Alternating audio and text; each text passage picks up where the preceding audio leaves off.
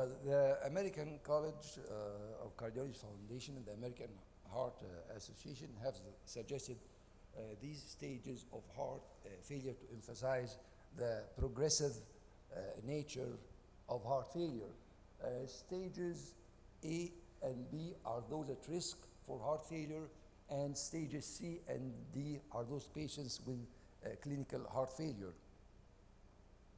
So patients with stage A are those patients who are at high risk for heart failure, but without structural heart disease or symptoms of heart failure. These patients have risk factors like hypertension, atherosclerotic disease, diabetes, mellitus, obesity, metabolic syndrome, and patients using cardiotoxins, and patients with family history of cardiomyopathy. So stage A are those patients at high risk for developing heart failure. Stages of heart failure were designed to emphasize the preventability of heart failure, and they were designed to recognize the progressive nature of left ventricular dysfunction. Stages of heart failure complement but do not replace New York Heart Association classes. New York Heart Association classes shift back and forth in individual patient in response to treatment and or progression of disease. However, stages progress in one direction. It's one-way flight due to cardiac remodeling. Symptomatic heart failure is just the tip of the iceberg. Patients who have multiple risk factors like hypertension, diabetes, dyslipidemia, and other risk factors need decades to develop a clinical heart failure.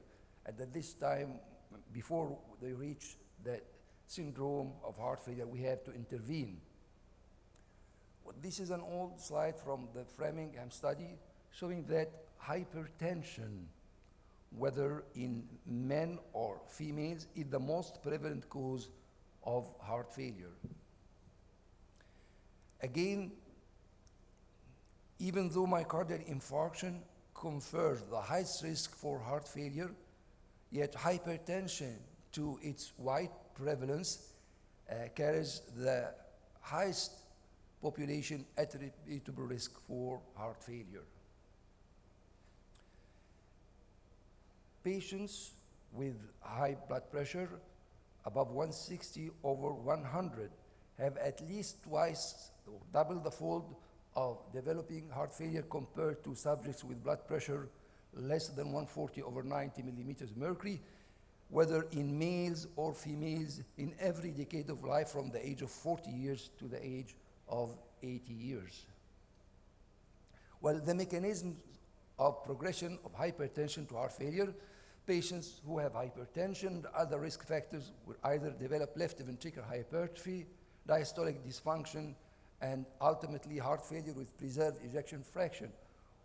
Or on the other way, they will develop myocardial infarction in presence of other risk factors like smoking, dyslipidemia, and diabetes, and they will develop systolic dysfunction and ultimately congestive heart failure with reduced ejection fraction.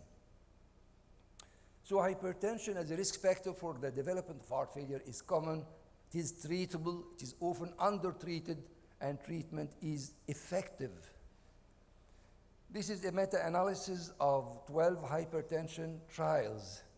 It shows that patients who are treated properly for hypertension have 52% risk reduction of development of heart failure compared to subjects on placebo. This slide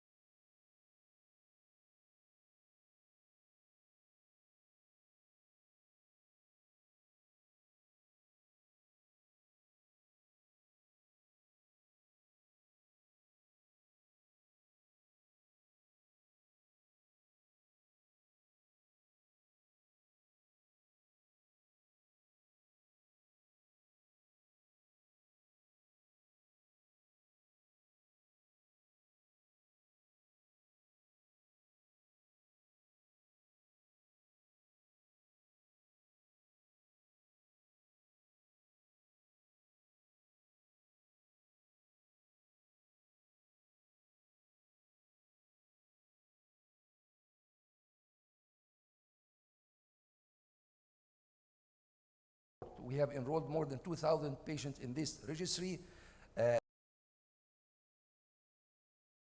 who are hospitalized for heart failure, and the pink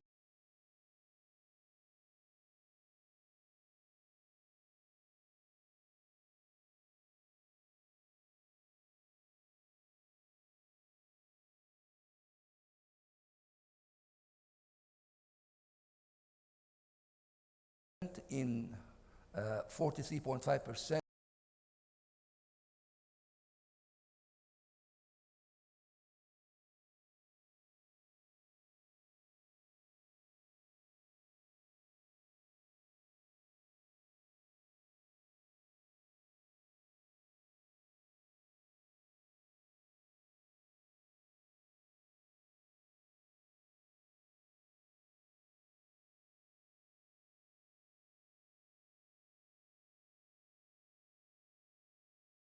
Heart failure patients in Egypt and 40 patients or outpatients. So for management of stage A heart failure, in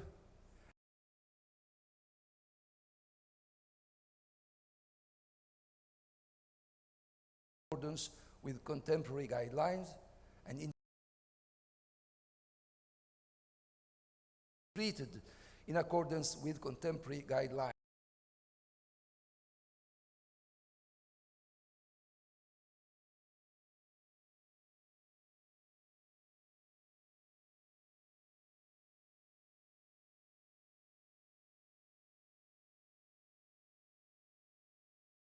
Risk for developing heart failure, blood sugar should be controlled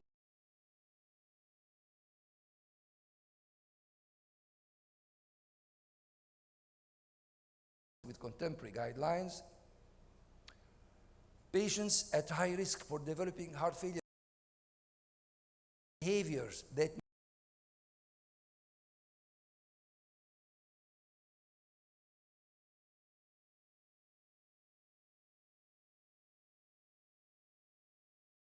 symptoms of heart failure in patients at high risk for developing heart failure. Stored in patients with supraventricular tachyarrhythmias who are at high risk for developing heart failure.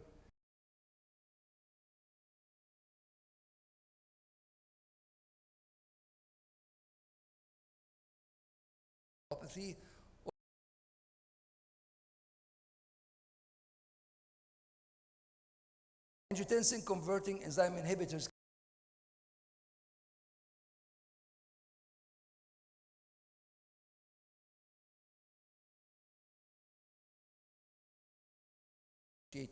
cardio